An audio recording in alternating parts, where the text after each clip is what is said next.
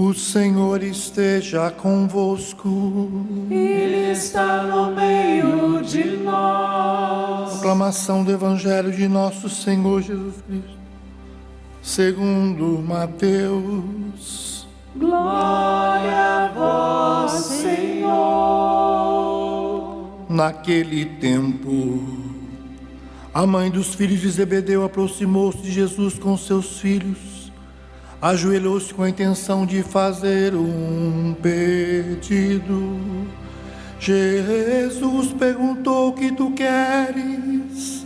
Ela respondeu: manda que esses meus 2 filhos se sentem no teu reino, um à tua direita e outro à tua esquerda.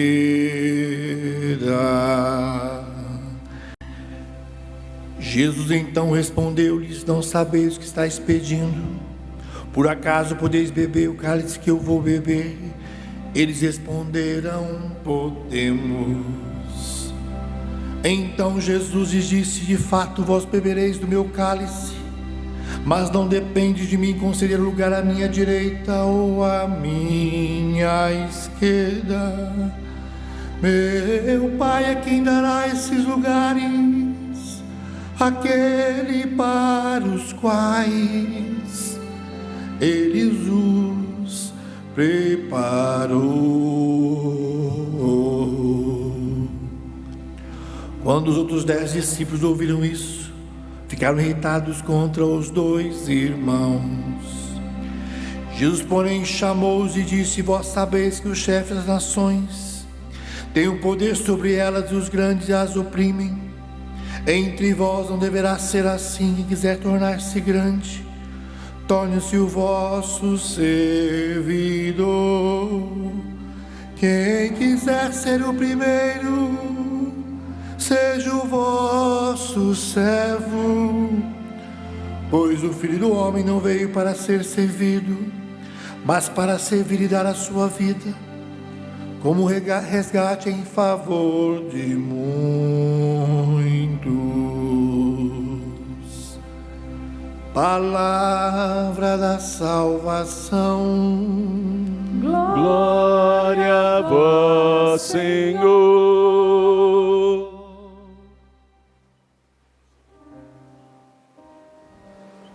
Os que lançam as sementes entre lágrimas ceifarão com alegria, ceifarão com alegria. Os que lançam as sementes entre lágrimas ceifarão com alegria, ceifarão com alegria.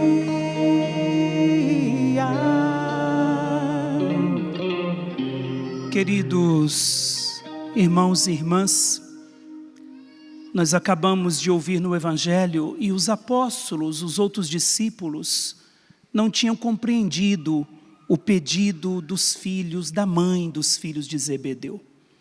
Na verdade, outros evangelistas vão trazer para nós que foram eles que pediram. Mateus faz questão de trazer para nós que foi a mãe que pediu. Então os discípulos, os outros não compreenderam, acharam que eles queriam uma posição de destaque.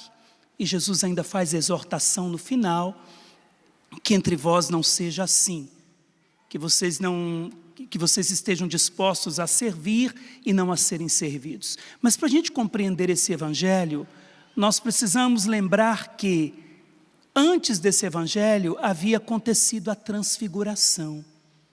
E lá estavam os filhos de Zebedeu. Tiago e João estavam lá e viram a transfiguração. E diante daquele esplendor que eles viram, qual era o pedido e o desejo deles? Nós queremos estar na transfiguração com ele, uma direita e outra esquerda. Eles não estavam pedindo um lugar nesse reino passageiro. Eles ficaram tão tocados, tão transformados, tão estarrecidos por aquilo que eles viram no Tabor, que eles queriam um lugar nesse reino de Jesus. Só que Jesus vai dar uma resposta. Jesus vai dizer: olha, sentar à minha direita, à minha esquerda, não cabe a mim, não cabe a vocês, é o Pai que já designou, é o Pai que já escolheu quem vai ficar à minha direita e à minha esquerda. E eu tenho alegria de dizer para você hoje, casal, quem é casado aí levanta a mão. Isso. Eu tenho alegria de dizer que Jesus não deu um lugar à direita e à esquerda para Tiago e João, porque Ele deu esse lugar para você, como casal. Era sobre você que Ele estava pensando. Eu dizia hoje na pregação que quando o homem deixará seu pai e sua mãe e se unirá à sua mulher, o verbo unir significa colocar debaixo do mesmo jugo. E se coloca um jugo sobre dois animais para que eles caminhem na mesma direção. E quando um animal cai para a direita, o outro faz com que ele permaneça no centro, na mesma direção. Um impede o outro de sair do caminho. E eu dizia para vocês que a Bíblia inteira fala do jugo. O jugo na Sagrada Escritura é a Torá, é a palavra de Deus. Só que Jesus é a palavra que se fez carne e habitou entre nós. Então no casamento, no matrimônio, ninguém se casa a dois. É o homem, a mulher e o próprio Cristo entre eles. Na Croácia, quando um casal vai se casar, ele ganha do padre uma cruz de presente. Para dizer, não que o casamento é uma cruz, seja uma cruz, mas simplesmente para dizer que o casamento é salvação para o outro. E eu dizia hoje de manhã que no dia que você recebe o sacramento do matrimônio, um braço da cruz fica sobre o ombro do esposo e o outro braço da cruz sobre o ombro da esposa, e Jesus fica no meio. Então onde que você fica? Um à direita e o outro à esquerda. E tudo precisa passar por Ele. Tudo, Ele é o filtro do amor, Ele é o amor que se dá, e é por isso que o sacramento do matrimônio é um sinal. O que é o sacramento? O sacramento é um sinal visível da graça invisível. E traz a graça que se precisa, Ele faz acontecer. E é o único sacramento que não é o padre que celebra. Eu celebro a Eucaristia, eu celebro a confissão, eu celebro a unção dos enfermos, mas no seu matrimônio o sacerdote foi uma testemunha qualificada, porque quem celebra o matrimônio é você.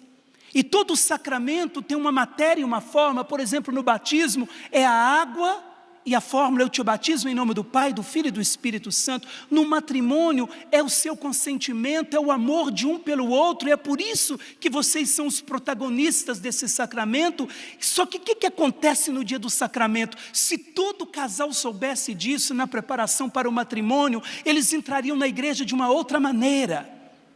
Porque no dia do sacramento do matrimônio vai chegar um amor imperfeito, outro amor imperfeito, e o amor que é perfeito vai descer para pegar esse amor quebradiço e imperfeito e elevá-lo à altura de sacramento. Elevá-lo. E o que Deus faz no dia do matrimônio? Ele diviniza o seu amor. É por isso que se casa três: o homem, a mulher e o próprio Cristo, porque só Ele pode unir duas pessoas tão diferentes. O livro do Gênesis vai dizer que a mulher foi tirada do lado de Adão, não é isso? Da costela de Adão. Só que a Bíblia é extraordinária. Ela vai dizer o seguinte, que Deus colocou carne no lugar. Foi a única coisa. Deus deu um sono para Adão e tirou dele a mulher. Esse sono, a gente não pode compreender apenas um sono. Adão dormiu. Esse sono representa a morte. Foi preciso que Adão morresse para que nascesse dele, como Cristo morreu na cruz. Jesus morre na cruz e nasce dele a igreja. Os santos padres dizem que a cruz é a mesa de parto da igreja, onde a igreja nasceu. Cristo deu à luz a igreja sobre a cruz. Adão passa por essa experiência de morte para que nasça dele algo como ele e que vai levá-lo a viver o céu, que é o próprio amor. Agora, Por que Deus pôs carne e não cicatrizou a ferida? Porque essa ferida é cicatrizada no dia do sacramento, no dia do matrimônio. Quando a mulher que foi tirada do lado do homem é enxertada nele de novo e o sacramento cicatriza aquela ferida, aquilo que faltava no homem. A mulher foi tirada do homem e agora ela é enxertada nele, e é por isso que eles se tornam um só coração e uma só carne. E é por isso que a cruz precisa estar no meio. Ele é o único que pode cicatrizar de maneira perfeita. E por isso que Jesus vai dizer, olha, vocês passarão pela cruz, vocês passarão pelo martírio, vocês vão beber do meu cálice, mas sentar à minha direita e à minha esquerda não foi para vocês. Sentar à minha esquerda e à minha direita foi feito para quem? Vou contar até 3, você vai dizer o seu nome. 1, 2, 3. Não, minha gente, vocês morreram. Ah não, depois de tanto sacrifício aqui, estou tentando de tudo. Na frente da televisão vocês vão fazer esse vexame? Vamos de novo. O lugar à direita e à esquerda esses lugares não foram dados aos apóstolos, porque esse lugar Jesus escolheu para quem? 1, 2, 3. Ah, agora melhorou. Foi para você casado. O sacramento do matrimônio é uma fábrica de vocações.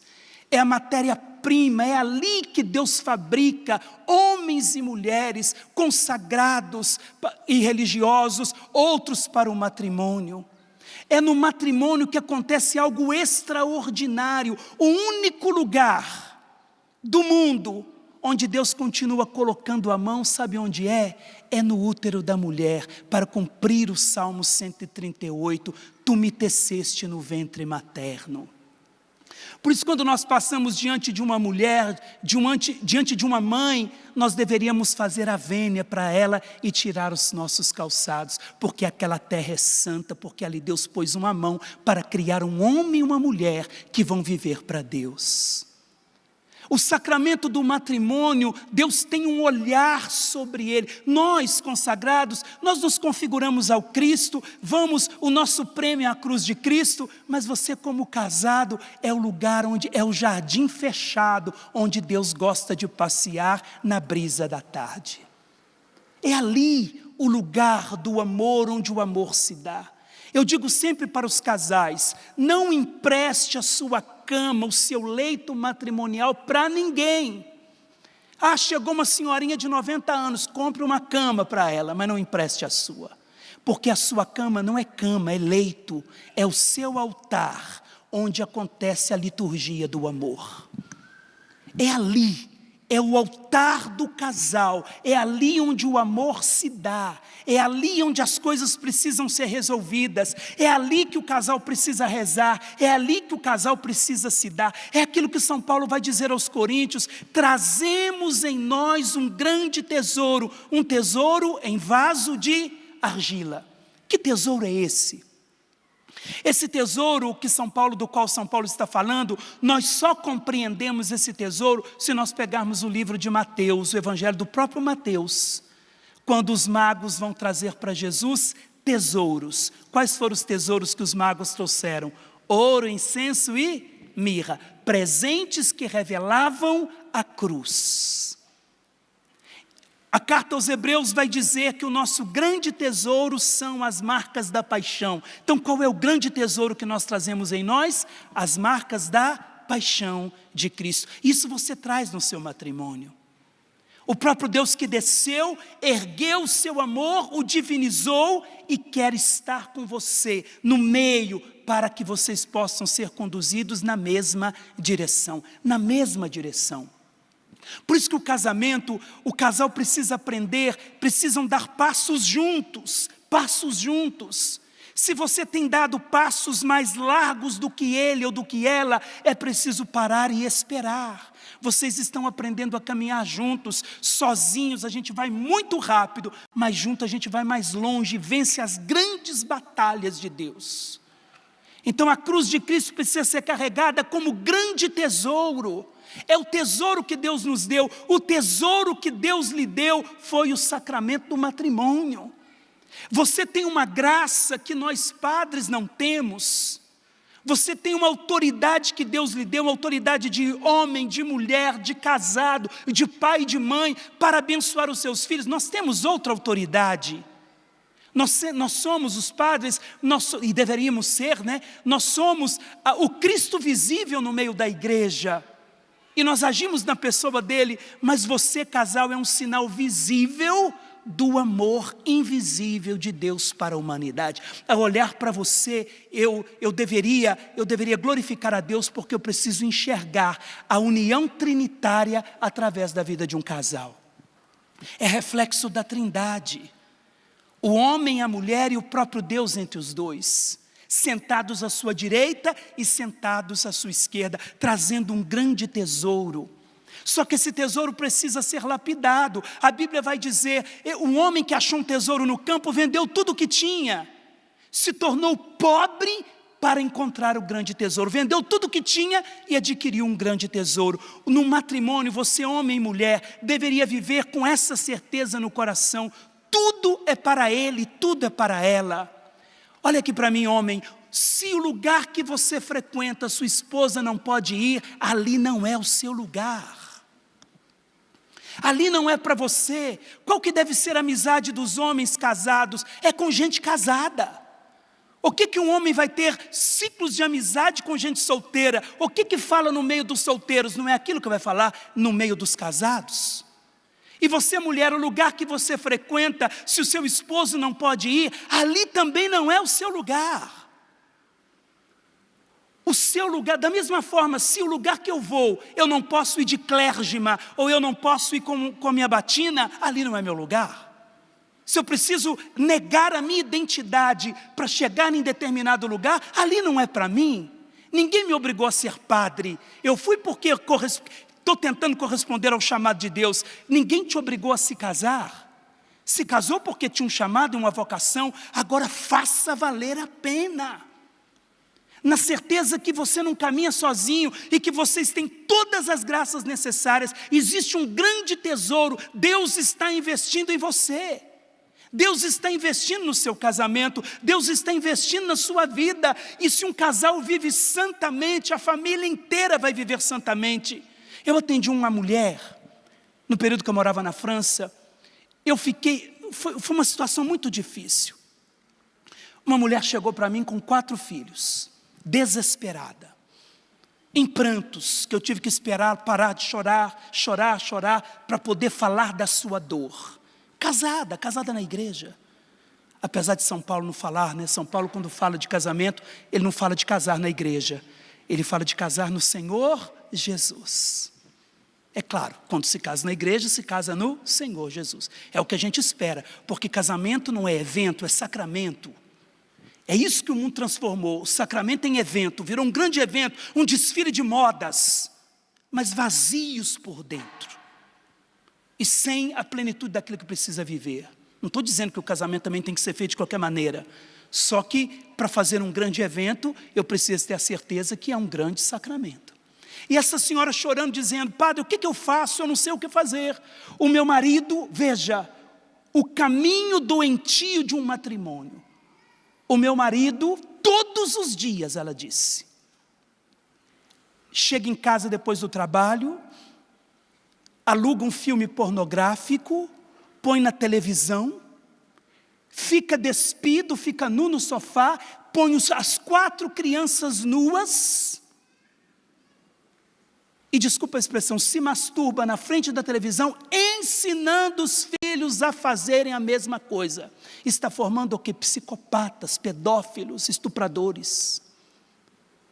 Porque não compreendeu que entre ele e a esposa precisa estar o Cristo Jesus. Graças a Deus, que pode ser que o seu problema não seja esse. E bendito seja Deus que não seja.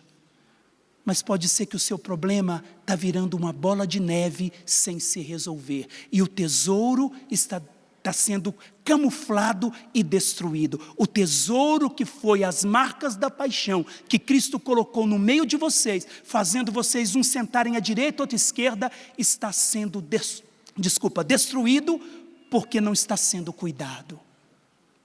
E trazemos em vasos de argila, Eu queria falar desse vaso de argila. Nós encontramos essa palavrinha em 2 lugares na Sagrada Escritura. Em João 19, quando Jesus está na cruz, tudo remete à cruz. São Paulo aos Coríntios está remetendo tudo à cruz de Cristo, tudo à paixão de Cristo. Nós encontramos essa palavrinha vaso, aqui no grego, a mesma palavra, em João 19, quando vai dizer que aos pés da cruz havia uma jarra de vinagre. No grego não é jarra, é vaso. Em Atos capítulo 9, quando o Senhor diz para Ananias, Paulo é um instrumento que eu vou usar para evangelizar a muitos. Ali no grego não está escrito instrumento, ali no grego está escrito vaso.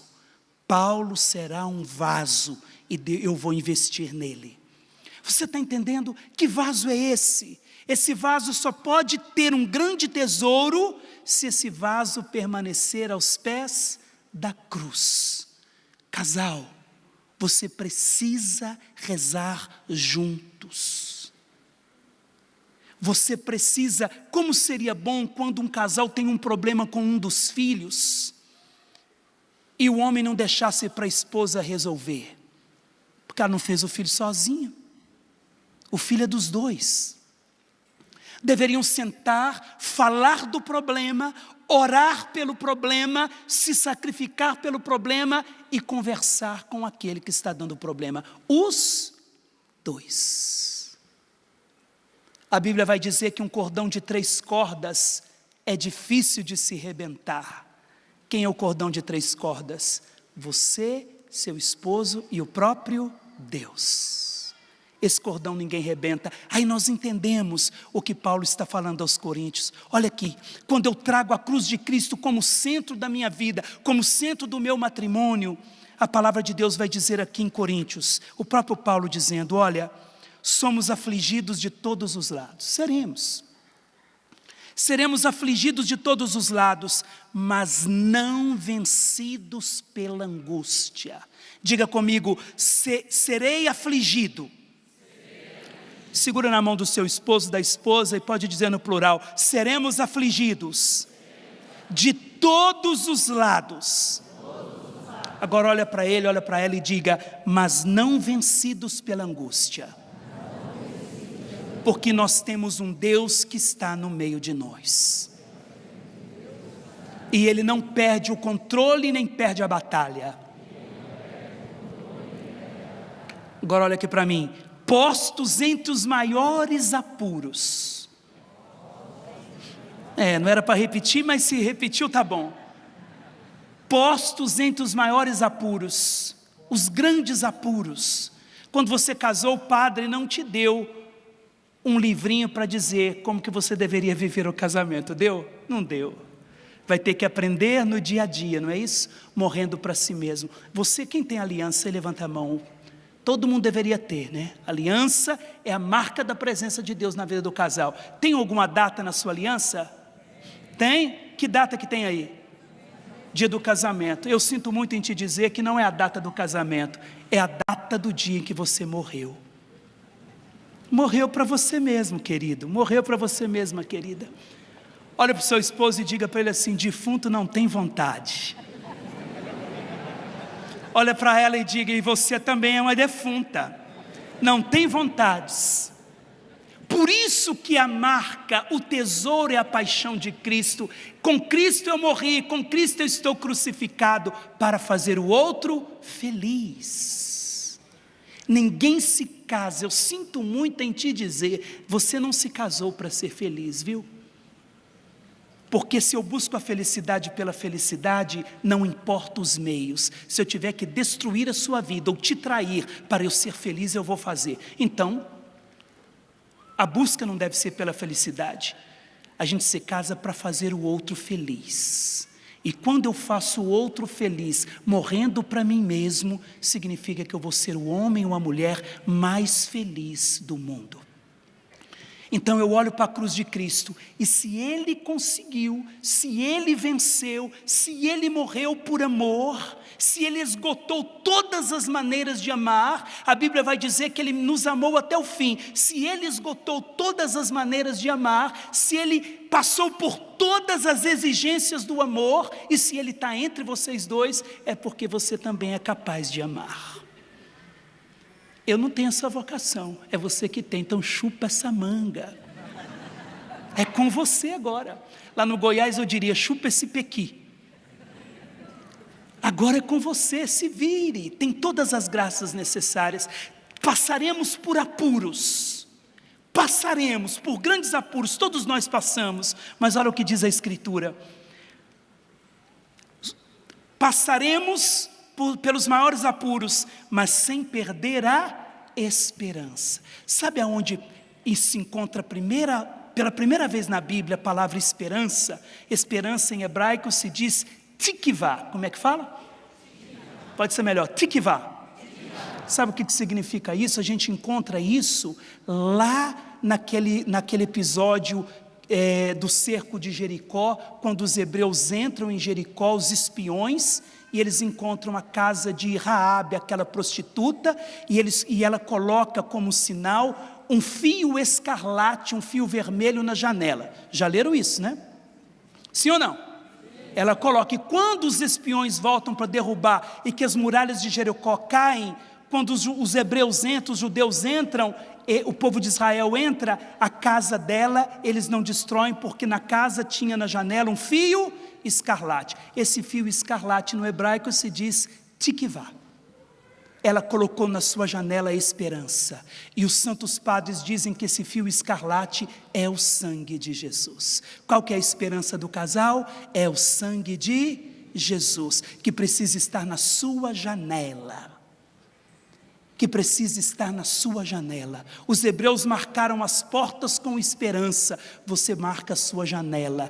E eu dizia hoje de manhã, nós fomos criados à imagem e semelhança de Deus. Imagem é ícone no grego, que para os orientais é janela para a eternidade. Então na janela da eternidade, que é o seu casamento, ali deve ter a esperança.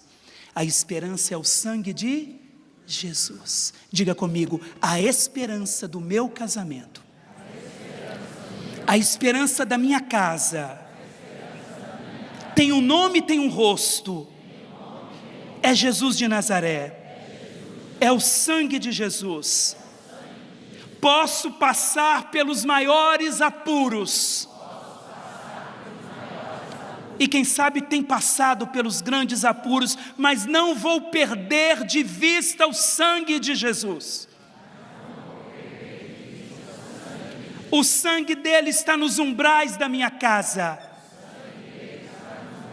na janela da minha família. A Bíblia ainda continua, perseguidos, mas não desamparados, derrubados. Esse derrubado aqui é esmagado como uva. Posso estar sendo esmagado como a uva no lagar, mas não serei aniquilado. Por toda parte sempre levamos em nós as marcas do sofrimento de Jesus. Hoje nós celebramos São Tiago. Tiago, no hebraico, é a mesma coisa que Jacó, e significa aquele que era torto e que foi endireitado por Deus. Então tudo tem jeito. Nunca é tarde para recomeçar, nunca.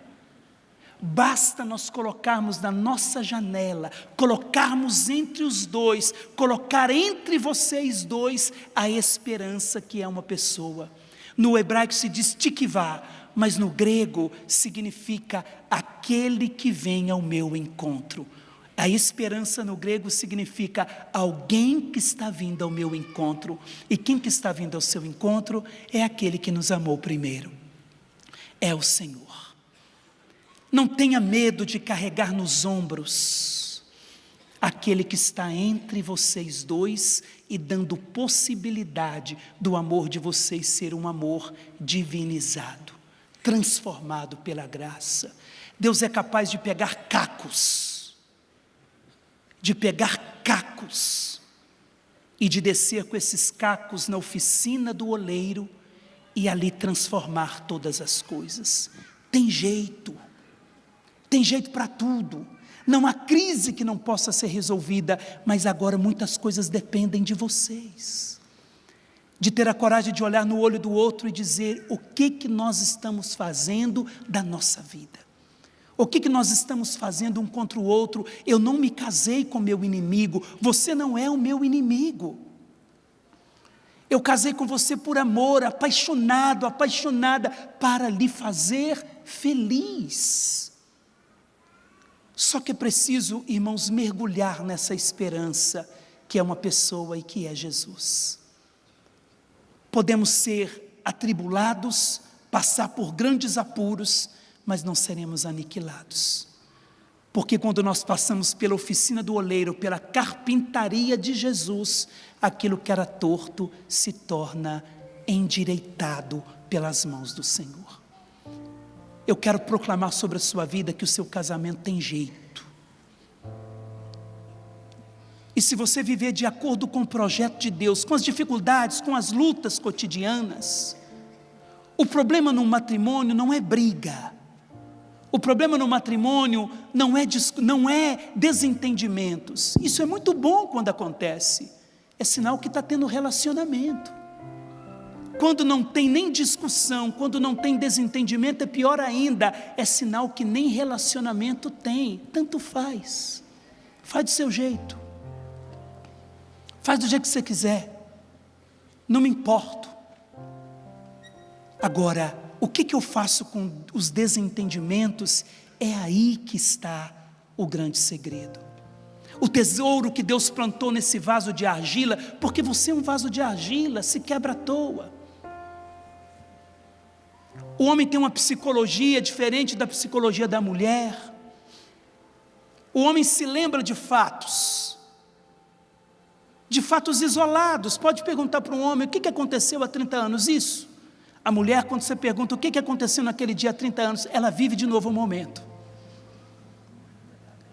Por isso que você acorda, ela está de um jeito, você fala, mas o que aconteceu? O que eu fiz, meu Deus, dessa vez?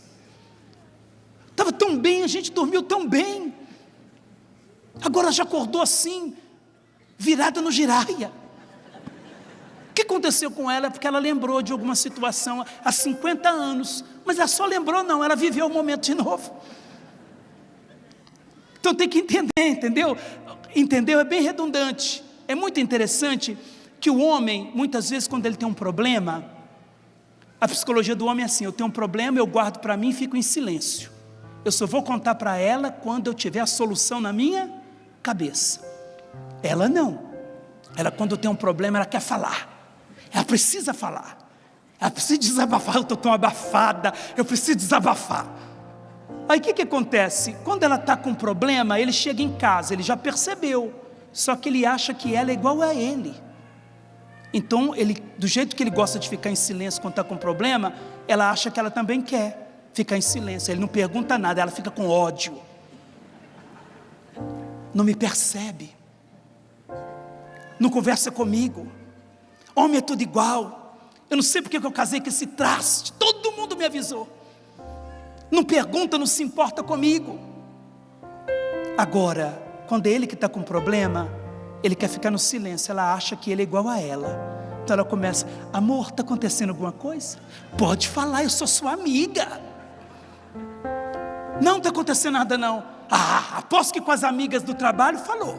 Com os amigos falou, entende? Tem que entender a psicologia do outro.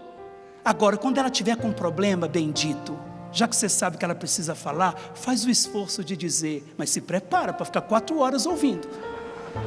Faça o esforço de dizer, amor, eu tenho um tempo agora, o que está acontecendo com você? Ela, depois que ela desabafar tudo que está acontecendo, você vai ver que ela está no paraíso. E você, mulher, quando ele que tiver com problema, dê um tempinho para ele. Não é que ele não confia em você, ele precisa organizar aqui dentro, para depois falar com você, nós estamos num problemão, mas não vamos ser aniquilados não, porque eu já tenho a solução. É homem, né? E ela falou, eu estou contigo nessa, viu? Você não está sozinho não, deu tudo errado, deu, o problema não é seu, o problema é nosso. Deu tudo errado, deu. Está dando tudo errado, deu. Mas o problema não é seu, o problema é nosso, porque nós somos uma única carne e um só coração. Consola seu marido aí, pega no rostinho bonito dele aí e fala: o problema não é seu, é nosso. Dá um beijo nela e fala: o problema também é nosso. Tudo é nosso. As alegrias e as tristezas, a saúde e na doença, tudo é nosso. E entre nós dois, a cruz de nosso Senhor Jesus Cristo. Vai ficando de pé, segura na mão do seu esposo, da esposa, e diga: dentro de nós há um grande tesouro. Deus está investindo em nós. Deus está derramando sobre nós o seu Espírito. Deus está derramando em nós o seu Espírito. Existe um tesouro na nossa casa, e esse tesouro é o sacramento do matrimônio. No dia que vocês se casaram, Deus cicatrizou aquela ferida. Você, mulher, foi enxertada nele, e Deus cicatrizou com todas as graças necessárias. Eu queria que você ficasse abraçadinha aí com o seu querido, com a sua querida. Velhinho, já feinho, já barrigudinho, mas fica aí abraçado com ele. E eu queria que você rezasse por ele, que você rezasse por ela. Vamos rezar uns pelos outros. Abençoa sua esposa, homem, reza. É um desafio que eu lhe dou, de falar agora, de pedir a Deus que abençoe. Quem sabe a sua esposa está doente, com doenças físicas, emocionais, psíquicas. Reze por ela, pedindo a cura, a libertação de todo tipo de depressão, de pânico, de ansiedade, de problemas físicos e emocionais.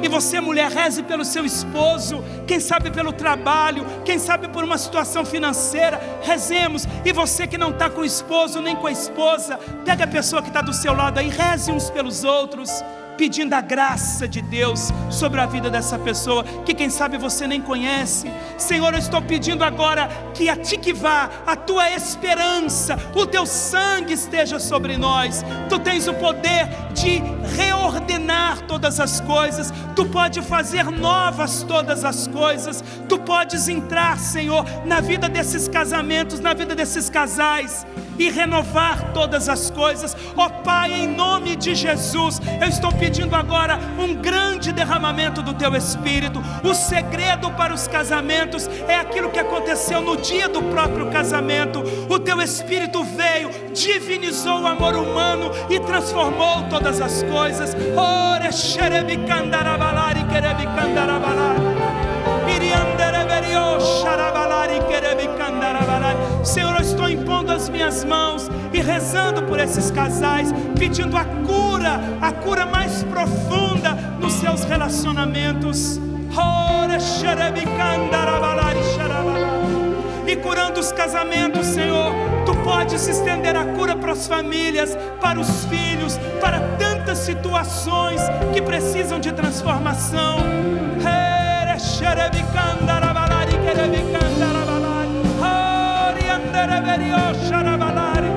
Reza, igreja, reza. Você que está aqui, que veio para esse acampamento, você que está em casa, reze conosco. Há esperança para você. O livro de Jó, capítulo 14, versículo 9. Há esperança para aquela árvore que foi cortada. Há esperança para a sua casa. Ora, xerebicandarabalari. Trazemos em nós as marcas do crucificado, a vitória da cruz. A vitória de Jesus está nos nossos casamentos, a vitória de Jesus está nas nossas famílias, a vitória de Jesus está na sua casa, no seu trabalho, na sua vida familiar. Erga seus braços agora em direção aos céus e permita que o Espírito Santo ore.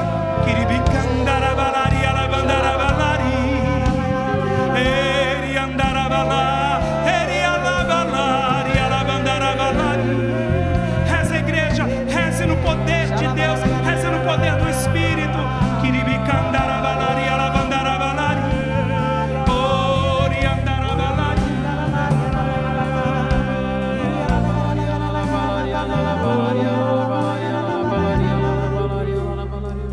E a imagem que me veio é a imagem daquele muro que o padre Eduardo José Quando começou a pregação, ele disse que nós vamos criando para nos defender uns dos outros. E eu vi aquele muro ao redor de uma pessoa, e esse muro ia ruindo, ia caindo, aqueles tijolos iam vindo ao chão, e o Senhor deixava muito claro que Ele está fazendo cair todo o muro da divisão, da separação, aquilo que nos coloca uns contra os outros, que achamos que é defesa, mas que nos impede de ser um.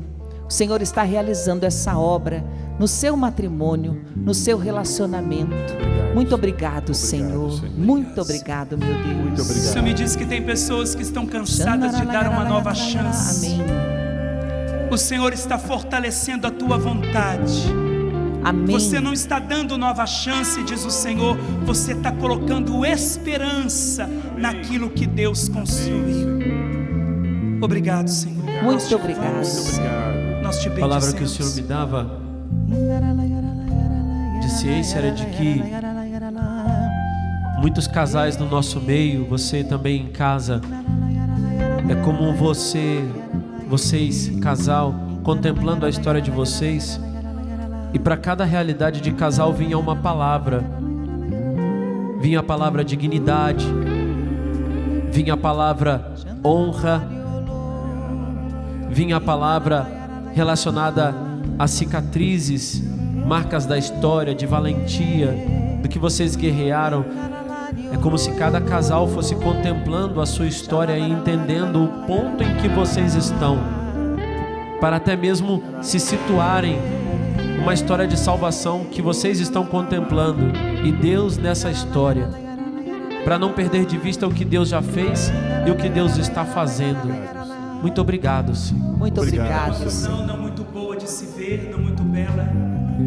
Eu vejo serpentes saindo da boca de pessoas. O Senhor me dava como entendimento que são maldições que um acaba lançando sobre o outro, com palavras ásperas e duras, desejando mal um para o outro nos momentos de guerra, de tempestade e de brigas. Permita que a Eucaristia de hoje, ao receber Jesus na Eucaristia, que Ele possa transformar as suas palavras de maldições em bênçãos. Obrigado, Senhor. Obrigado, Senhor. Obrigado, Senhor. Vamos glorificando ao Senhor e terminando esse nosso momento. Obrigado, Jesus. Muito obrigado. Te bendizemos, te louvamos pela vida Por desses toda a casais. libertação, Muito Senhor. obrigado, Senhor. Nos libertar, Bendito Senhor. sejas, Por nos tocar porque eles com não teu vão sangue. passar pela canção nova à toa, Senhor. Vão passar e vão experimentar nessa fornalha de evangelização a tua graça e a tua bênção. Bendito seja Deus. Aplauda seu matrimônio, aplauda Obrigado, o seu Senhor. casamento, Glória a aplauda a Deus. sua família. Aplauda para valer, igreja.